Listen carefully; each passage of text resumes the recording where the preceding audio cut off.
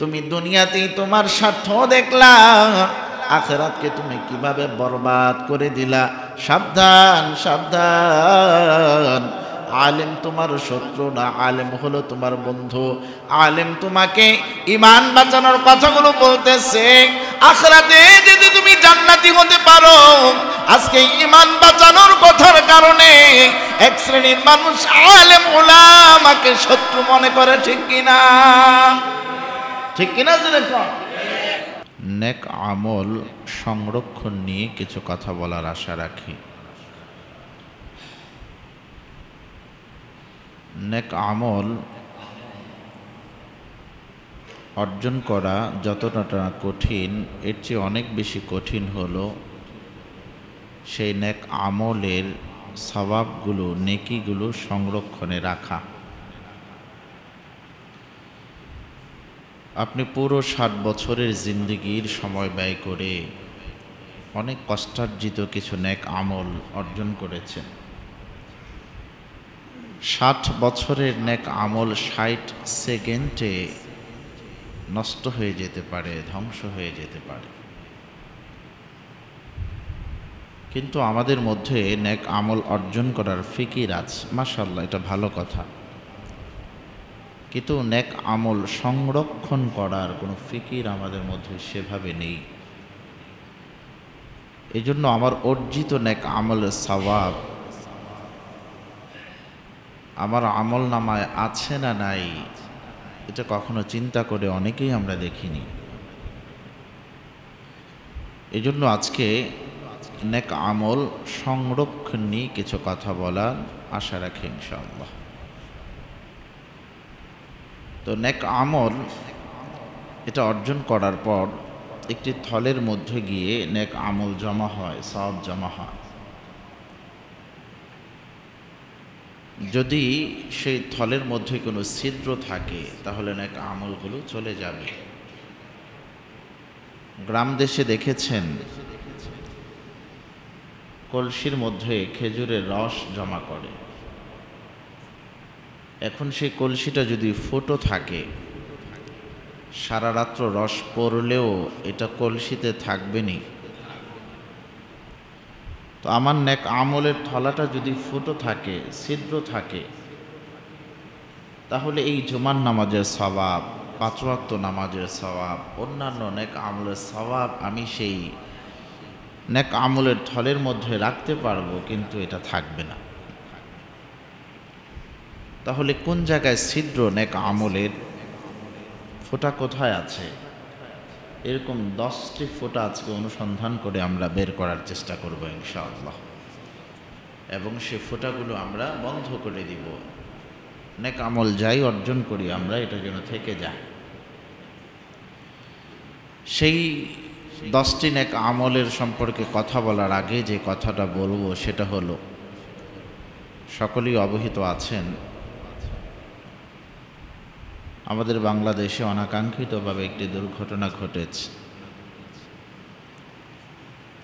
একটি প্রশিক্ষণ বিমান উত্তরার দিয়াবাড়ির মাইলস্টোন স্কুলের মধ্যে ভেঙে পড়েছে, আছড়ে পড়েছে।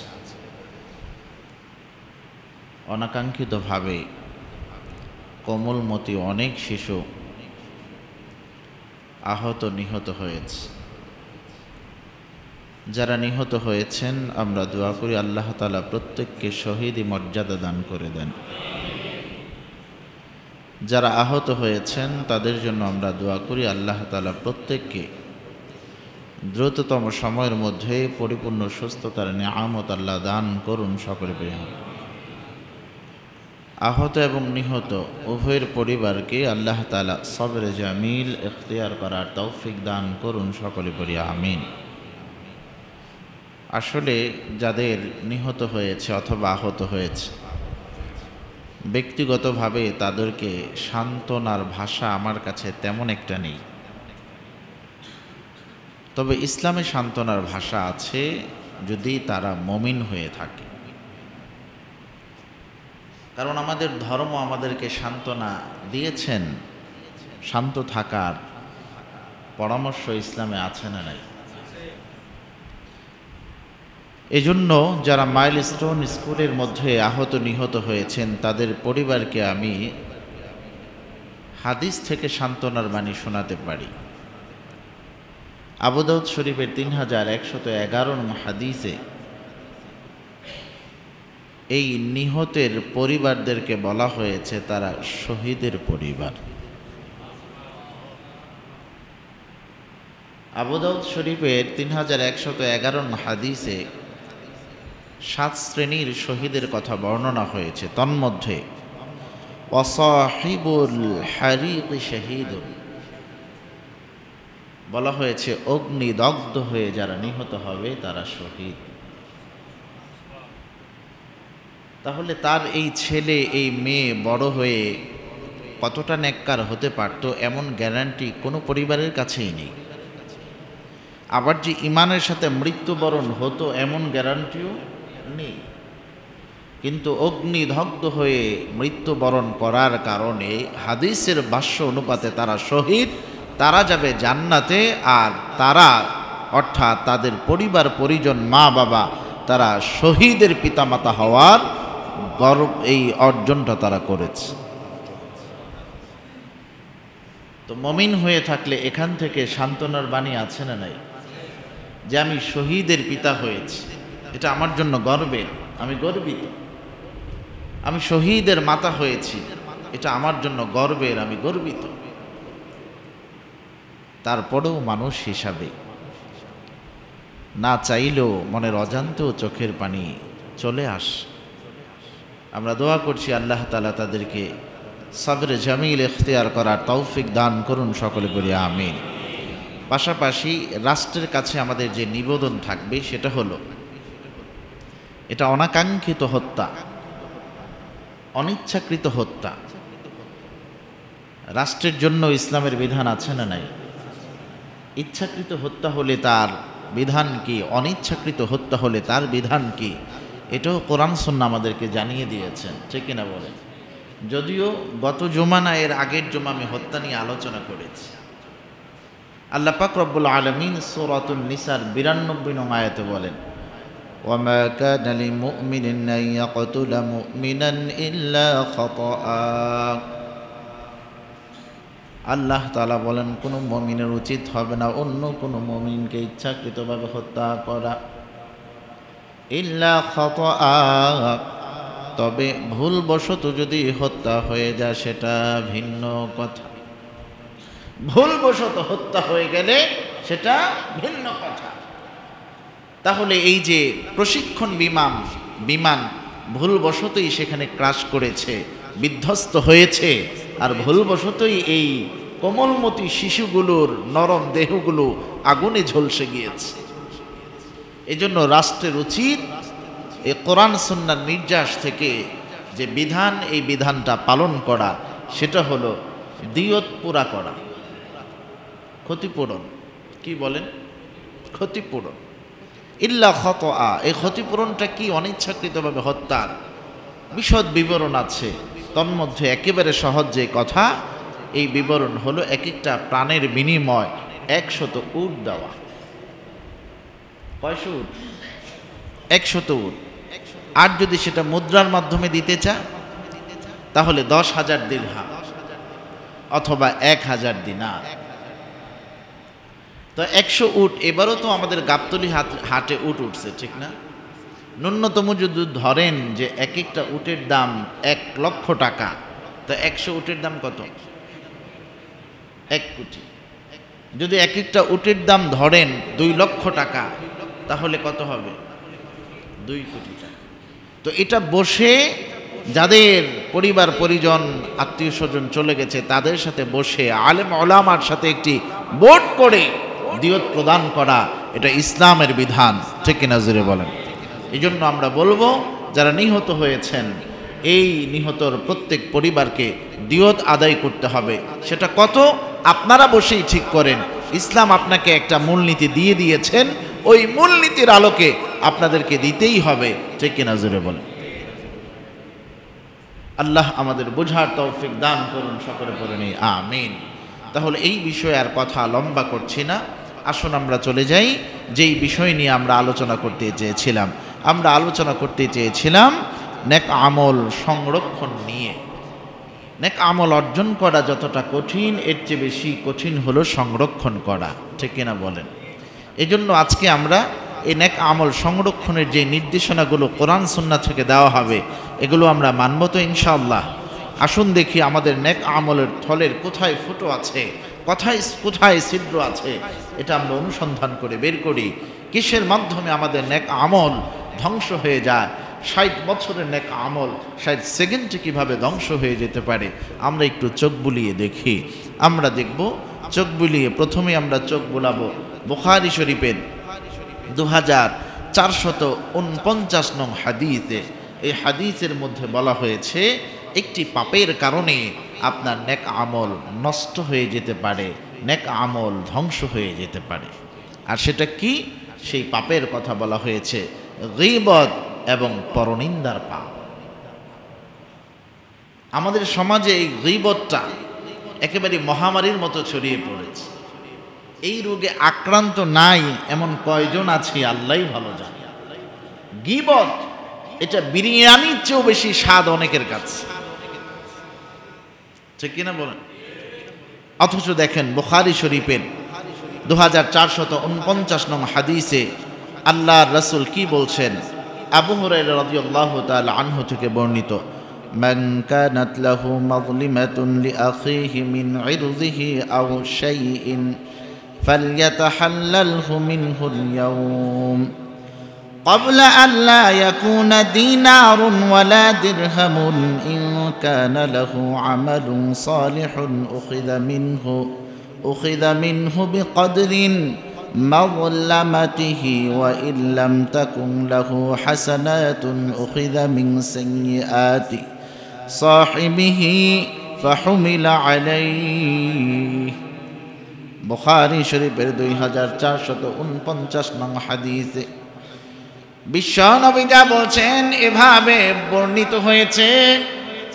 হযরত আবু হুরায়রা রাদিয়াল্লাহু তাআলা আনহু থেকে বর্ণিত, তিনি বলেন বিশ্বনবী জনাব মুহাম্মদুর রাসূলুল্লাহ সাল্লাল্লাহু আলাইহি ওয়াসাল্লাম বলেছেন, যে ব্যক্তি তার ভাইয়ের সম্ভ্রম হানি করবে অথবা অন্য যে কোনো বিষয়ে জুলুমের জন্য সে দায়ী থাকবে, তার উচিত আজকেই তার কাছে ক্ষমা নিয়ে নেওয়া। এই ক্ষমাটা কোন দিন কোন সময় নিবে? আজকেই যেমন বলেছে, শেষ সীমাও বলে দিয়েছে। শেষ সীমাটা হলো এমন দিন আসার আগে যেই দিনে কোনো দিনার এবং দিরহাম তার কাছে থাকবে না, এগুলো কোনো কাজে আসবে না। দিনার দিরহাম একটা সময় আসবে, এটা কাজে লাগবে না, কাজে আসবে না। কাজে আসবে আর কাজে লাগবে তো পরের কথা, তার হাতে তো দিনার দিরহাম কিছুই থাকবে না, ঠিক কিনা জোরে বলেন? এমন সময় আসার আগে তার কাছ থেকে কি নিয়ে নিতে বলেছেন? বলেন, ক্ষমা নিয়ে নিতে বলেছেন। সেদিন তার কোনো নেক আমল থাকলে যদি ক্ষমা না নেয়, ওদিন যদি ওই গীবতকারীর আমল নামায় কোনো নেক আমল থাকে, তাহলে সে যতটুক পরিমাণ গীবত করেছে তথা জুলুম করেছে, পরিমাণ বুঝে তার পরিমাণ আদায় করে দেওয়া হবে জুলুমের। যার গীবত করেছে তার পাওনা সেদিন পুরা করে দেওয়া হবে। আর যদি তার কাছে কোনো নেক আমল না থাকে, অবশ্যই তার কাছে গুনাহ আছে না নাই? যেই ব্যক্তির গীবত করেছে তার এই গুনার সাথে ওই যার সম্পর্কে গীবত করেছে তার থেকেও আরো কিছু গুনাহ তার আমল নামায় চাপিয়ে দেওয়া হবে, আরো কিছু গুনাহ তার পাপ তার আমল নামায় চাপিয়ে দেওয়া হবে। কার কথা বলেন? কার কথা? আল্লাহর কথা, আল্লাহর হাবিব বলেছেন, ঠিক কিনা জোরে বলেন? তো গীবত করার কারণে এক তো তার নেক আমল নষ্ট হয়েই গেল, অন্যদিকে যার গীবত করেছে তার বদ আমলগুলো তার কাঁধে আসলো কি আসলো না? জোরে বলেন। তাহলে আমি যতই নেক আমল অর্জন করি, গীবত পরনিন্দা নামক যদি এই ছিদ্র আমার নেক আমলের থলের মধ্যে থাকে, তাহলে আমার নেক আমল আমার সংরক্ষণে থাকবে না, এগুলো পড়ে যাবে। এজন্য মুসলমান ভাই, গীবত ইসলামে একটি ঘৃণিত অপরাধ। গীবত ঘৃণিত অপরাধ হওয়ার কারণে কুরআনুল কারীমের মধ্যে মৃত ভাইয়ের গোশত খাওয়ার মতো অরুচিকর ঘৃণিত হারাম কাজের সঙ্গে তুলনা করা হয়েছে। আল্লাহ তাআলা সূরাতুল হুজুরাতের 12 নং আয়াতে বলেন, ইয়া আইয়ুহাল্লাযীনা আমানু ইজতানিবু কাসীরাম মিনাল-যন্ন ইন্না বা'দাল-যন্নি ইসমুন ওয়া লা তাজাসসাসু ওয়া লা ইয়াগতাব বা'দুকুম বা'দা আইয়ুহিব্বু আহাদুকুম أن يأكل لحم أخيه ميتا فكرهتموه واتقوا الله إن الله تواب رحيم।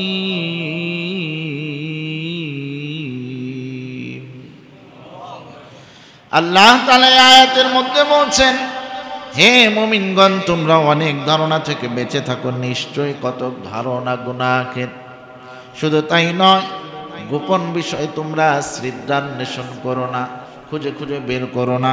শুধু তাই নয়, তোমরা পরনিন্দা করো না, পশ্চাতে গীবত করো না। যদি গীবত করো তাহলে শুনে নাও, তোমাদের মধ্যে কি এমন কেউ আছো যে তোমার যেই ভাই মৃত্যুবরণ করেছে তার তুমি গোশত ভক্ষণ করবে, এমন আছে কি? আল্লাহ বলে, তোমরা কি গীবত করাকে পছন্দ করো না, মৃত ভাইয়ের গোশত খাওয়াকে পছন্দ করো? এরপরে আল্লাহ নিজেই উত্তর দেন, বস্তুত তোমরা মৃত ভাইয়ের গোশত খাওয়াকে পছন্দ করো না, এটাকে ঘৃণা করো। যদি মৃত ভাইয়ের গোশত খাওয়াকে ঘৃণা করো, তাহলে কেন গীবতকে ঘৃণা করো না? গীবতকেও ঘৃণা করা দরকার আছে না নাই? এই জন্য আল্লাহ বলেন, আয়াতের শেষাংশে বলে, আল্লাহকে ভয় করো এবং এতদিন যা গীবত করেছো তার জন্য কি করবা?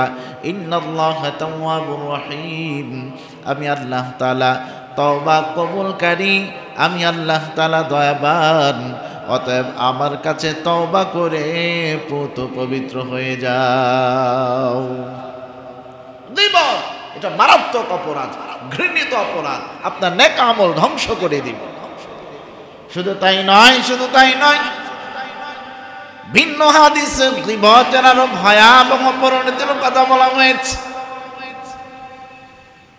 মিশকাতুল মাসাবিহ 4474 নং হাদিসে পাবেন, وعن أبي سعيد وجابر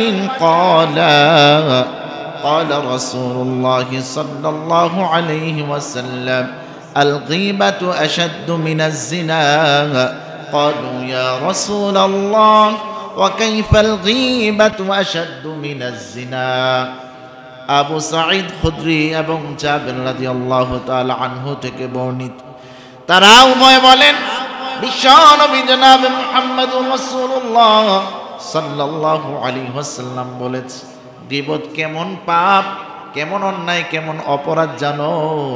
গীবতটা হলো জিনা ব্যভিচারের চেয়েও ভয়ঙ্কর পাপ।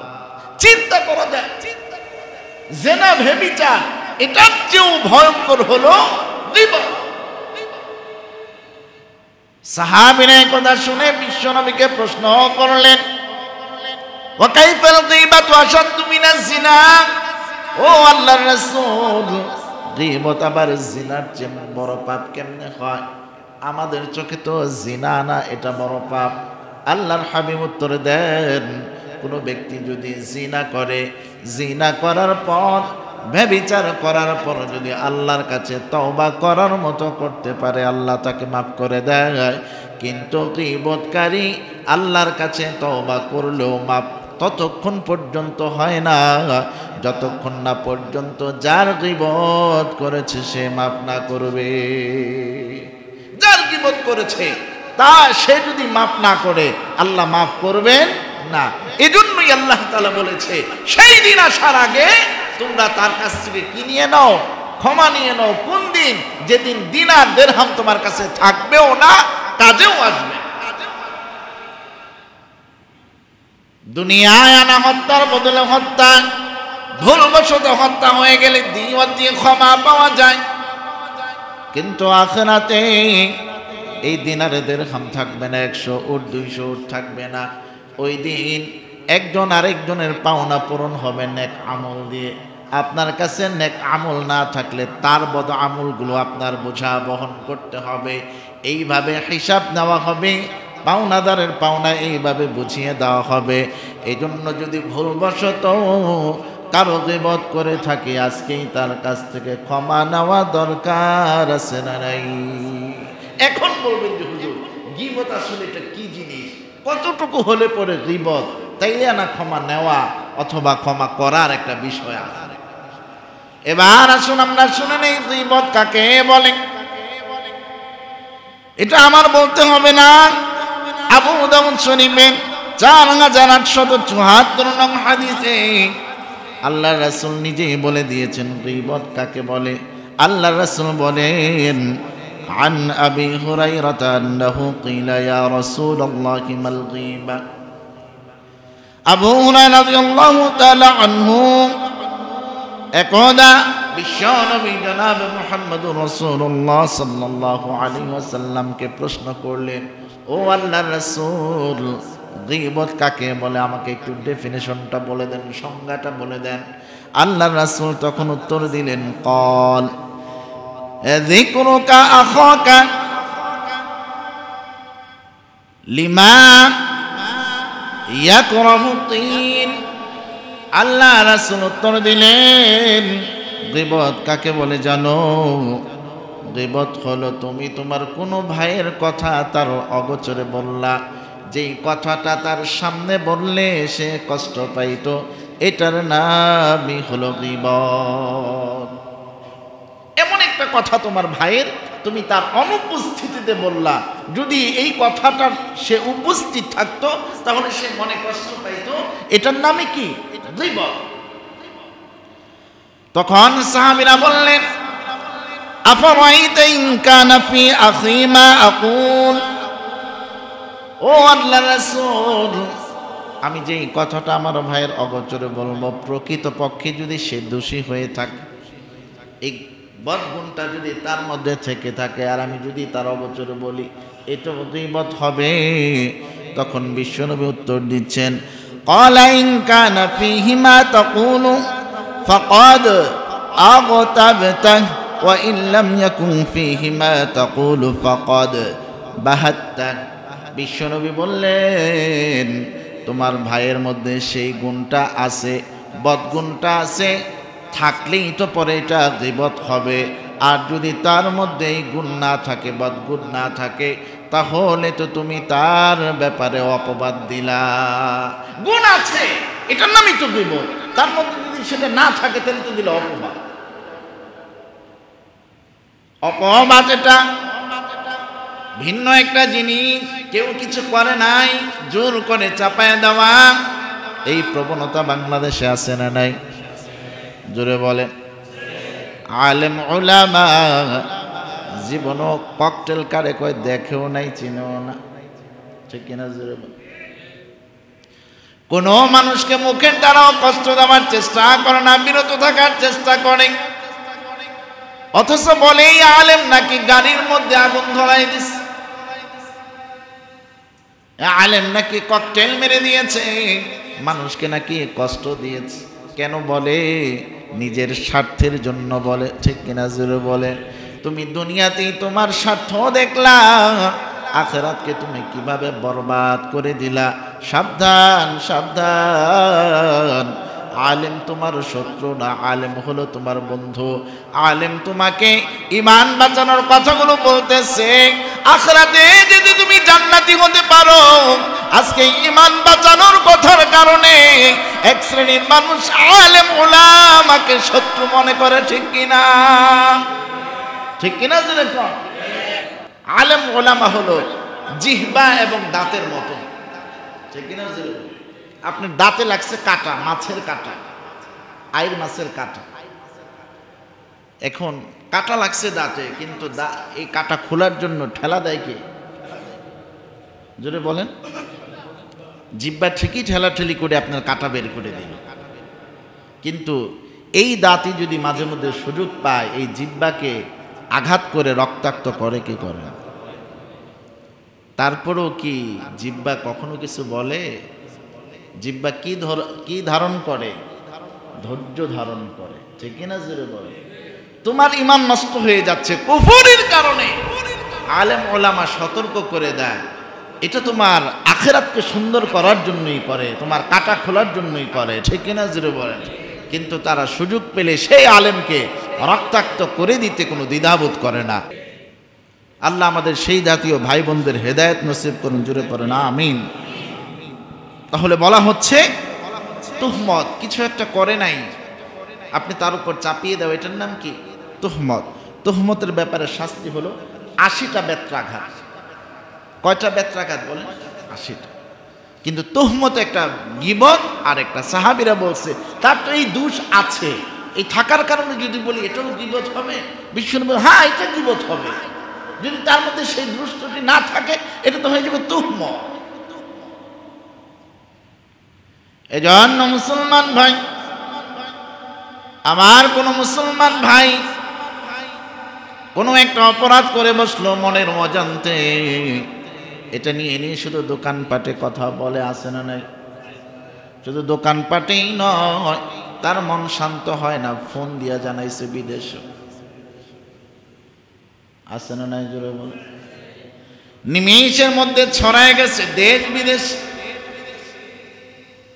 তুমি তোমার ভাইয়ের দোষ ত্রুটি গোপন রাখতে পারলা না, এ মুসলমান ভাই, তাহলে তোমার কেমন মুসলমানিত্বের পরিচয় তুমি দিলা? এজন্য আমার মুসলমান ভাই, দোষ ত্রুটি গোপন রাখা দরকার আছে না নাই? দোষ ত্রুটি কি রাখতে হবে? গোপন রাখতে হবে। যদি গোপন রাখতে পারি তাহলেই হবে মুসলমানিত্বের পরিচয়। এজন্যই দেখেন আল্লাহ রাসূল তিরমিজি শরীফের 1931 নং হাদিসে কি বলে? বলে কোনো ব্যক্তি যদি তার ভাইয়ের অনুপস্থিতিতে তার সম্মান রক্ষা করে, কিয়ামতের দিন আল্লাহ তার সম্মান রক্ষা করে দিবে। আপনি যার সম্মান রক্ষার ব্যাপারে ভূমিকা রাখতেছেন সেখানে কি নাই? উপস্থিত নাই, তার অনুপস্থিতিতেই তার সম্মান রক্ষার্থে আপনি ভূমিকা রাখছেন। আল্লাহ বলে আখিরাতেও তোমার সম্মান আমি রেখে দেব। শুধু তাই নয়, মুসনাদ আহমদের 15,985 নং হাদিসে বলে কোন মুমিন যদি কারো সামনে অপমানিত হয়, কোন মুমিন কারো সামনে কি হচ্ছে? অপমানিত হচ্ছে, শক্তি থাকা সত্ত্বেও যদি আপনি সাহায্য না করেন, তাহলে আল্লাহ তাআলা কিয়ামতের ময়দানে সমস্ত সৃষ্টির সামনে আপনাকে অপমানিত করবে। আজকে এক মুমিন আরেক মুমিনের সামনে কি হচ্ছে? অপমানিত হচ্ছে। আপনার শক্তি আছে, তারপর আপনি বাধা দেন নাই, তার সম্মান রক্ষার্থে সহযোগিতা করে নাই। আল্লাহ বলতেছে যে এ তো কয়েকজনের সামনে অপমানিত হয়েছে, হাসর ময়দানে সমস্ত সৃষ্টির সামনে। সমস্ত সৃষ্টি বলতে শুধু মানুষ না, জিন, শুধু জিন নয়, গবাদি পশুর সামনেও আপনাকে আল্লাহ অপমানিত করবেন, শর্মিন্দা করবেন, ঠিক কিনা? এই জন্য আমার শক্তি থাকলে কোনো মুসলমান ভাইয়ের সম্মান রক্ষা করা দরকার আছে না নাই? আল্লাহ বুঝার তৌফিক দিন, জুড়ে পড়েন আমিন। তাহলে গীবত থেকে কিভাবে বাঁচবো? গীবতের পরিচয় জানলাম তো, গীবত থেকে কিভাবে বাঁচবো অনেক লম্বা কথা বলা যাবে না, সংক্ষেপে গীবত থেকে বাঁচবেন কিভাবে? গীবতকারী তো একটা মজলিসে গীবত করে, ঠিক কিনা বলেন? ওই মজলিস ত্যাগ করবেন, তার কথার কোনো গুরুত্ব দিবেন না। শক্তি সামর্থ্য থাকলে বলবেন ভাই আপনি গীবত করছেন, আমি এটা শোনার জন্য আগ্রহী না। তাকে অনাগ্রহী করে তুলবেন। গেছে আমার কাছে আসছে, আমি শুনলাম না, আরেকজনের কাছে গেছে, আরেকজন শুনলো না, আরেকজনের কাছে আরেকজন শুনলো না, সে বলবে না কার কাছে? পরে বলবো থাক, কেউ দিয়ে আমার কথাটা তো শুনে না, থাক, ঠিক কিনা? জোরে বলে। আর আমাদের অভ্যাস হলো কি, আমি একটু যদি বলতে পারে আচ্ছা কি হয়েছে বলো তো, ভালো করে বলো, আছে না নাই? জোরে বলেন। আর একটু ভালো করে শুনে। এই চাওয়ালা ভাইরা কয় ভাইয়ের দাও এক কাপ চা দাও, শোনার জন্য। ঠিক কিনা বলেন? দুঃখও লাগে, হাসিও লাগে। আমাদের চরিত্র কোথায় গিয়েছে, কোথায় গিয়েছে আমাদের চরিত্র? একজনকে হে প্রতিপন্ন করতে পারার মধ্যে যেন আমার আনন্দ নিহিত আছে। আপনি তাকে অপমানিত করলেন, তার একটা মনের কষ্ট আপনার জীবন ধ্বংস হওয়ার জন্য উসিলা হয়ে যেতে পারে। ঠিক কিনা বলেন?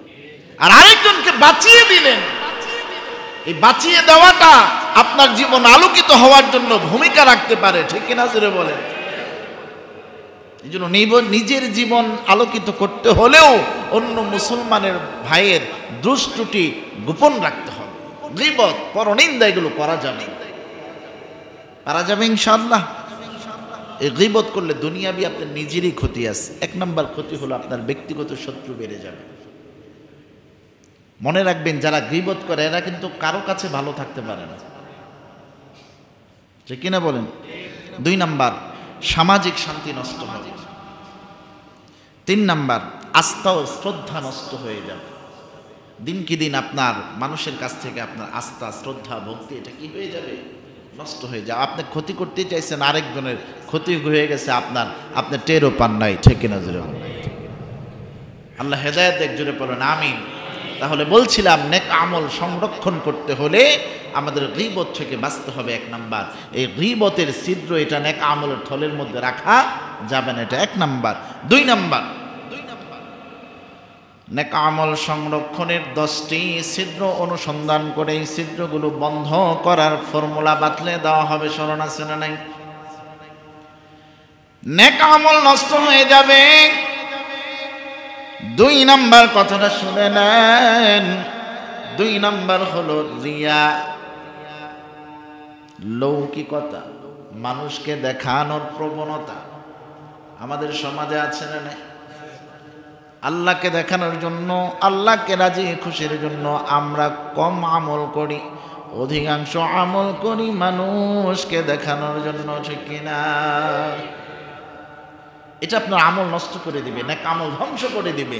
বলে হুজুর এটা কি আপনার কথা? না, খেয়াল করে দেখেন, মুসনাদ আহমদের 23,636 নং হাদিসে মাহমুদ ইবনে লাবিদ রাদিয়াল্লাহু তাআলা আনহু থেকে বর্ণিত, জনাব মুহাম্মদুর রাসূলুল্লাহ সাল্লাল্লাহু আলাইহি ওয়াসাল্লাম বলেছেন, আমি তোমাদের উপর ভয় করি। আমি তোমাদের উপর কি করি? ভয় করি। যত কারণে, তার মধ্যে সবচেয়ে বড় কারণ হচ্ছে যে আমার ভয় না জানি তোমরা শিরকে আসগরের মধ্যে পড়ে যাও। কিসের মধ্যে পড়ে যাও? শিরকে আসগরের মধ্যে। তখন সাহাবীরা বললেন, হে আল্লাহর রাসূল, শিরকে আসগর কি? তখন বিশ্বনবী বললেন, শিরকে আসগর হলো রিয়া, লৌকিকতা, মানুষকে দেখানো। শিরকে আসগর তথা লৌকিকতা যদি কারো মধ্যে থাকে, তার অবস্থা কি হবে?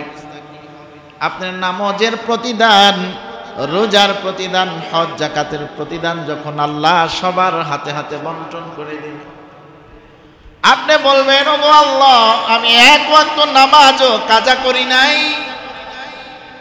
রোজা আমি 30টাই রাখছি, হজ যাকাতও আমি যথাসাধ্য করেছি, দেন, এটার বিনিময় আমাকে দেন। আল্লাহ বলবে, তুমি ওই লোকদেরকে খুঁজে খুঁজে বের করো যাদেরকে দেখানোর জন্য তুমি নেক আমল করছিলা, তারা ঠিকই তোমার নেক আমল দেখছে। আজকে তাদের কাছ থেকে তুমি যাজা তথা পাওনা নিয়ে আসো, দেখো তারা তোমার পাওনা দিতে পারে কিনা। বিশ্বনবী বলতেছে, আমার ভয় হচ্ছে, যত কারণে ভয় করি, না জানি তোমাদের এই বদ আমলটা হয়ে যায়। এর মধ্যে একটা হলো, না জানি তোমাদের দ্বারা শিরকে আসগর হয়ে যায়। সাহাবীরা বললেন, ইয়া রাসূলুল্লাহ, শিরকে আসগর কি? বিশ্বনবী বললেন, শিরকে আসগর হলো এটা রিয়া, মানুষকে দেখানোর ইবাদত, এটা শিরকে আসগর।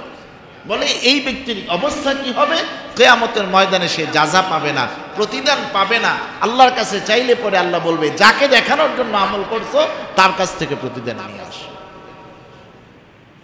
আছে না নাই? জন্য বলেন, স্ত্রী আমল করে স্বামীকে দেখানোর জন্য, সন্তান আমল করে মাকে দেখানোর জন্য, বাবাকে দেখানোর জন্য, বন্ধু আমল করে বন্ধুকে দেখানোর জন্য, মুসল্লি আমল করে ইমাম সাহেবকে দেখানোর জন্য।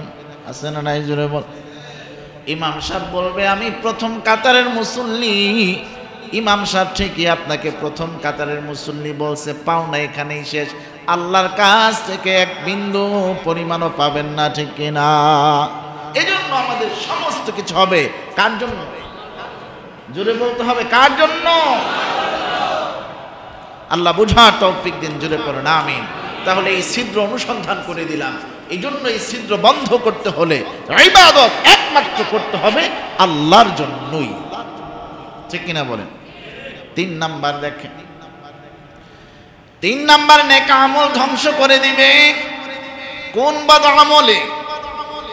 এটা আপনি পাবেন তিরমিজি শরীফের 1487 নং হাদিস। সেখানে বলা হয়েছে কেউ যদি শখ করে কুকুর লালন পালন করে তাহলে তার নেক আমল ধ্বংস করে দিবে। শখ করে কুকুর পালার প্রবণতা এই ঢাকা শহরে বাড়ছে না কমছে? বড় আফসোস। এই হাদিসগুলো পাঠ করলে আমার বড়ই আফসোস লাগে যে হজ করে আসছে আলহাজ জাহানারা বেগম। আলহাজ কি বেগম, কিন্তু বাড়িতে গিয়ে দেখবেন তার কুকুরের ফার্ম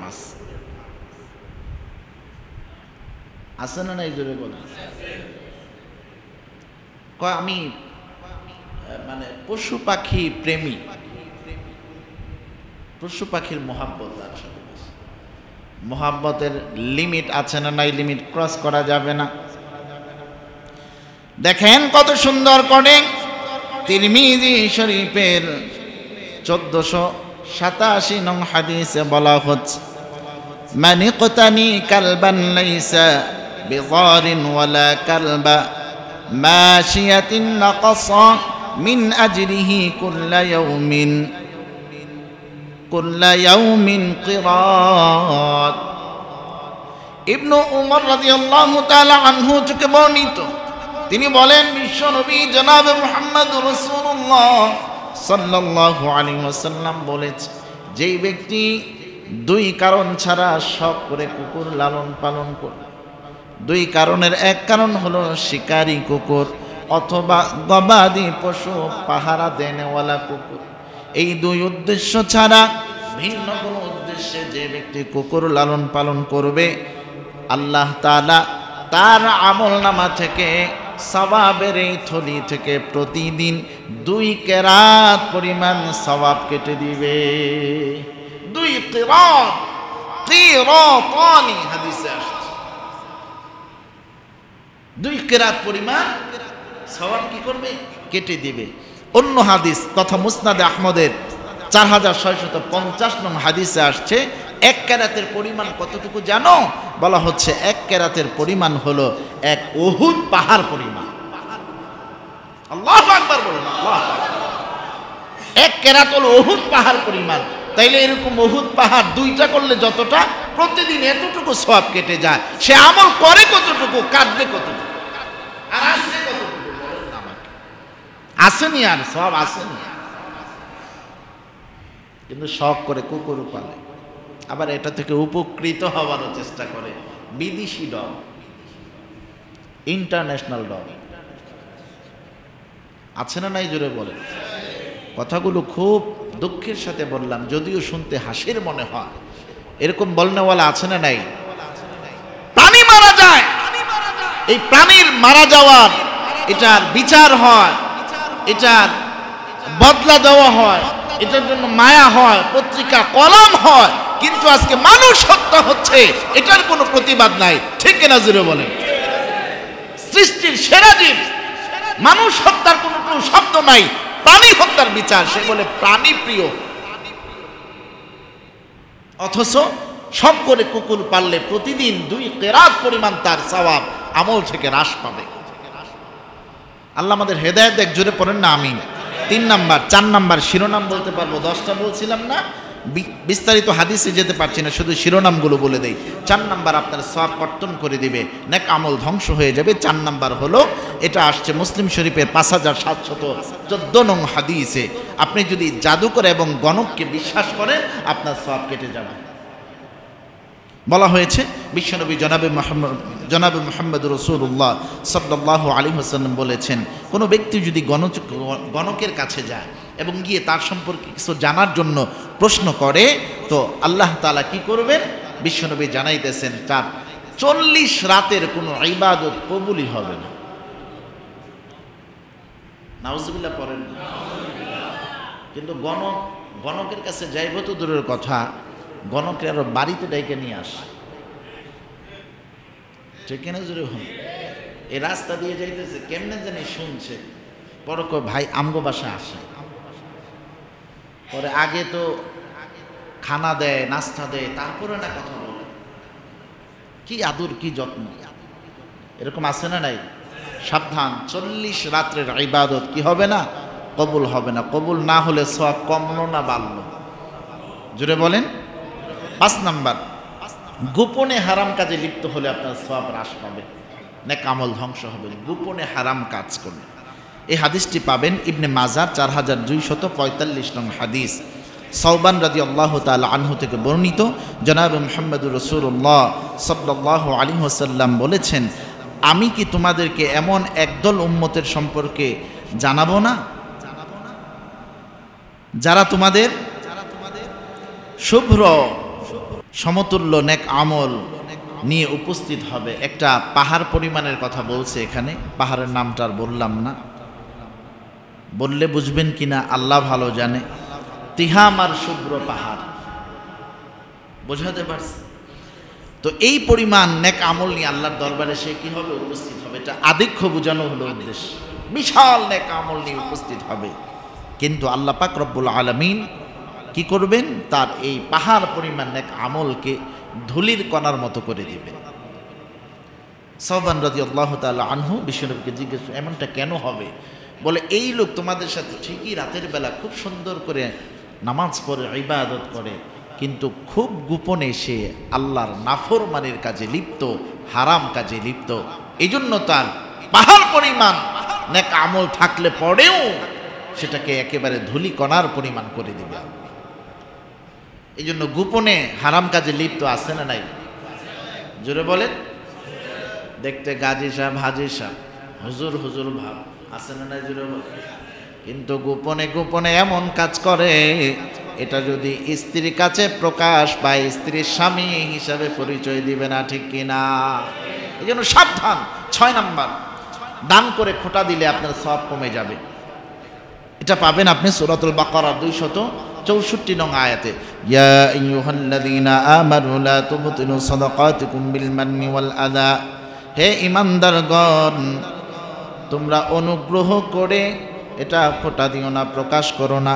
যদি কেউ দান খয়রাত করে, কোনো অনুগ্রহ করে খোঁটা দেয়, আল্লাহ পাক রব্বুল আলামিন তোমার সমস্ত দান খয়রাত বরবাদ করে দিবেন। 7 নাম্বার, কাউকে যদি এই কথা বলেন, আল্লাহ তোমাকে ক্ষমা করবে না। কাউকে যদি এই কথা বলেন, এই তুই এত বড় পাপী, তোরে আল্লাহ ক্ষমা করবে না, আছে না নাই? এই কথা যদি আপনি বলেন, তাহলে আপনার নেক আমল সব শেষ। দেখেন হাদিস, আমি বিস্তারিত কথা বলতে পারছি না। মুসলিম শরীফের 6575 নং হাদিস, জুনদুব রাদিয়াল্লাহু তাআলা আনহু থেকে বর্ণিত। তিনি বলেছেন, জনাবে মুহাম্মদুর রাসূলুল্লাহ সাল্লাল্লাহু আলাইহি ওয়াসাল্লাম বলেছেন, এক ব্যক্তি বলল, আল্লাহর শপথ, আল্লাহর কসম, আল্লাহ অমুককে মাফ করবেন। আল্লাহর কসম করে বলছে, এই আল্লাহর কসম, অমুককে আল্লাহ কি করবে না? মাফ করবে না। তখন আল্লাহ বললেন, যে ব্যক্তি আমার শপথ করে বলছে আমি নাকি তাকে মাফ করব না, আমি আল্লাহ তাকে মাফ করে দিলাম। এবং যে ব্যক্তি বলছে যে আমার আমল আমি তাকে মাফ করব না, ওই ব্যক্তির সমস্ত আমল আমি আল্লাহ ধ্বংস করে দিই। আল্লাহু আকবার। আপনি বলেন অমুক ব্যক্তির আমল আল্লাহ কবুল করবে না, ক্ষমা করবে না, আল্লাহ বলে তাকে আমি ক্ষমা করে দিলাম আর তোমার আমল নষ্ট করে দিলাম। কারণ কি?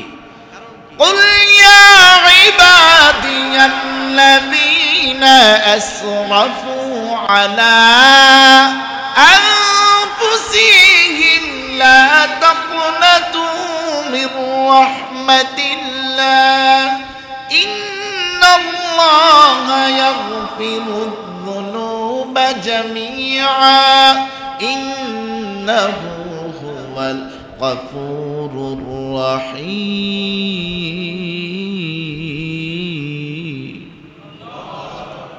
আল্লাহ বলে আমার রহমত থেকে নিরাশ হয় না যদি গুনাহটা পাহাড় পরিমাণও হয়, ঠিক কিনা জোরে বল।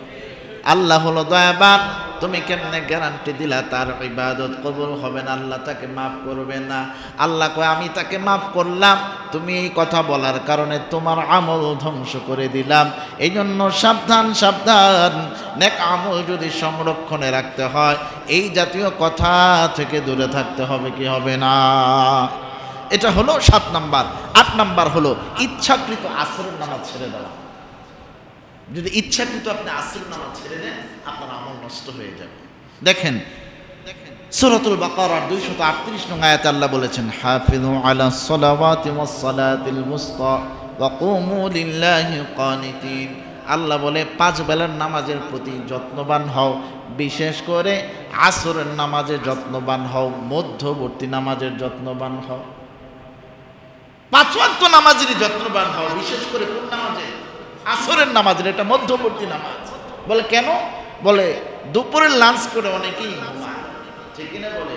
এই ঘুম থেকে উঠে আসরের নামাজ অনেকেই পড়তে আসে না, এই জন্য তাদেরকে উৎসাহিত করার জন্য এই কথা আল্লাহ তাআলা পবিত্র কোরআনে বলেছেন। আর এটারই সূত্র ধরে বুখারী শরীফের 553 নং হাদিসে আল্লাহর রাসূল বলতেছেন, বুরাইদা রাদিয়াল্লাহু তাআলা আনহু থেকে বর্ণিত, তিনি বলেন নবী মুহাম্মদুর রাসূলুল্লাহ সাল্লাল্লাহু আলাইহি ওয়াসাল্লাম বলেছেন, যে ব্যক্তি আসরের নামাজ ছেড়ে দেয় তার আমল আল্লাহ বিনষ্ট করে দেয়। নাউজুবিল্লাহ পড়বেন। নতুন নতুন মনে হচ্ছে ওয়াজ, এগুলো 1450 বছর আগের, কিন্তু আমি না জানতে পারি, ঠিক কিনা? বিরক্ত হচ্ছেন না তো? 8 নাম্বার চলে গেল, 9, 10 বলে আমি শেষ করে দিচ্ছি। 9 নাম্বার, আপনি মুরতাদ হয়ে গেলে আপনার সমস্ত আমল শেষ। মুরতাদ বুঝেন? আপনি মুসলমান কিন্তু বিধর্মীদের পাল্লায় পড়ে, চক্করে পড়ে আপনি ঈমান হারা হয়ে গেছেন। এখন আপনি কি? ঈমান ত্যাগী, অবিশ্বাসী হয়ে গেছেন। বিশ্বাসী থেকে আপনার নাম মুরতাদ। আপনার ব্যাপারেই সূরাতুল বাকারার 217 নং আয়াতে আল্লাহ তাআলা বলেছেন, وَمَن يَرْتَدِدْ مِنكُمْ عَنْ دِينِهِ فَيَمُتْ وَهُوَ كَافِرٌ فَأُولَئِكَ حَبِطَتْ أَعْمَالُهُمْ فِي الدُّنْيَا وَالْآخِرَةِ وَأُولَئِكَ أَصْحَابُ النَّارِ هُمْ فِيهَا خَالِدُونَ।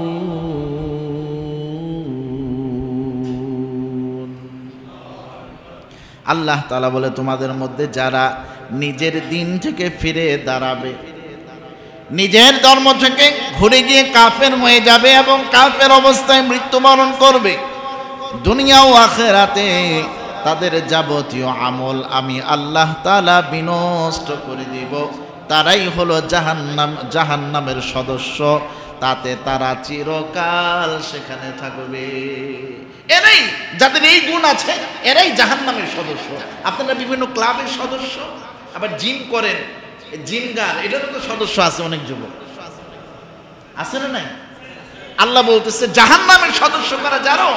যারা আল্লাহর উপর বিশ্বাস এনে দুনিয়ার স্বার্থে আবার ঈমান হারা হয়ে যায়, তারা জাহান্নামের সদস্য, তারা সেখানে চিরকাল থাকবে। এই জন্য সাবধান, পৃথিবীর মধ্যে সবচাইতে দামি জিনিসটার নাম হলো ঈমান।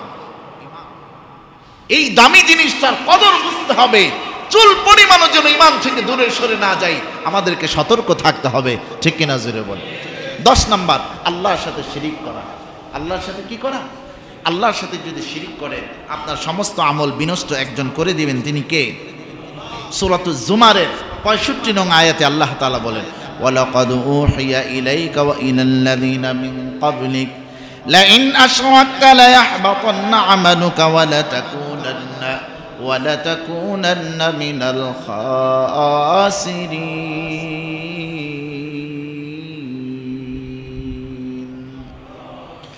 আল্লাহ তাআলা বলেন, আপনার প্রতি ও আপনার পূর্ববর্তীদের প্রতি আমি এই মর্মে ওহী পাঠিয়েছি, যদি আল্লাহর সঙ্গে আপনারা শরীক করেন তাহলে আপনার সমস্ত কর্ম নিষ্ফল হয়ে যাবে, আপনি ক্ষতিগ্রস্তদের কাতারে শামিল হয়ে যাবে। শুধু আপনার জন্য না, আপনার জন্য মানে আমাদের জন্য এবং আমাদের পূর্ববর্তীদের জন্য আল্লাহ এই মর্মে ওহী পাঠাইছে যে আল্লাহর সাথে অন্য কাউকে কি করা যাবে না, শরীক করা যাবে না। যদি শরীক করেন সব আল্লাহ তাআলা কর্ম নিষ্ফল করে দিবে। তাকায় দেখবেন আমলের ঝুড়ি শূন্য। এই শিরিকের ছিদ্র বন্ধ করা দরকার আছে না নাই? তাহলে যা আমল করছেন এই ছিদ্র বন্ধ না করলে কিন্তু সব পড়ে যাবে, আখিরাতে দেখবেন শূন্য। এই জন্য আজকে 10টি ছিদ্র অনুসন্ধান করে দিলাম। এখন বন্ধ করবেন না খোলা রাখবেন, দায়িত্ব আপনাদের। ঠিক কিনা জুড়ে বলেন? এই জন্য এই 10টি বদ আমল আপনারা নেক আমল ধ্বংস করে দিবে। এই জন্য আমাদের সতর্ক থাকা উচিত, কোনো বদ আমল যেন আমাদের নেক আমল ধ্বংস না করতে পারে। কারণ একটা নেক আমল অর্জন করা এত সহজ না। শীতের দিনে ওযু করে ফজরের সময় নামাজ পড়ছে, এই আমলটা শুধু দোকানে বসে একটু গীবত করছে, শেষ। ঠিক কিনা জুড়ে বলেন? এই জন্য আমাদের সাবধান থাকতে হবে। আল্লাহ পাক রব্বুল আলামিন এজন্যই বলেন, আফা হাসিবতুম আন্নামা খালাকনাকুম আবাসা ওয়া আন্নাকুম ইলাইনা লা তুরজাউন। আমি তোমাদেরকে পৃথিবীতে অনর্থক পাঠাই নাই, এমনি এমনি পাঠাই নাই। কেন পাঠাইছে? আল্লাহ তাআলা বলেন নেক আমল অর্জনের জন্য পাঠাইছে। নেক আমলটা কি করবে? আল্লাহ তাআলা বলেন ওয়াল ওয়াজনু, আমি মিজানের পাল্লা ওজন দিব। ওজন দেওয়ার পর কি হবে? ফা আম্মা মান তাকুলাত মাওয়াজিনুহু ফাহুয়া ফি ঈশাতির রাদিয়া। ওজন দেওয়ার পর ভারী হলে জান্নাতি হবে।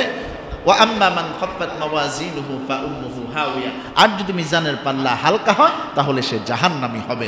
অতএব নেক আমল হাসরের বিচারে মিজানের পাল্লা ওজন দেওয়া হবে। এই জন্য নেক আমল নিয়ে আল্লাহর হাতে জমা দিতে হবে। এই নেক আমল অর্জন করতেছেন, যদি হাসরের ময়দানে গিয়ে আল্লাহর হাতে জমা না দিতে পারেন তাহলে জাহান্নাম ছাড়া কি নাই, কোনো উপায় নাই। এই কষ্টার্জিত নেক আমল ধ্বংস করে দেয় এমন 10টি বদ আমলের কথা আজকে জুমাপূর্বক আলোচনা করার চেষ্টা করেছি। আল্লাহ আমাদেরকে এখান থেকে শিক্ষা গ্রহণ করে নেক আমল সংরক্ষণ করার তৌফিক দান করুন।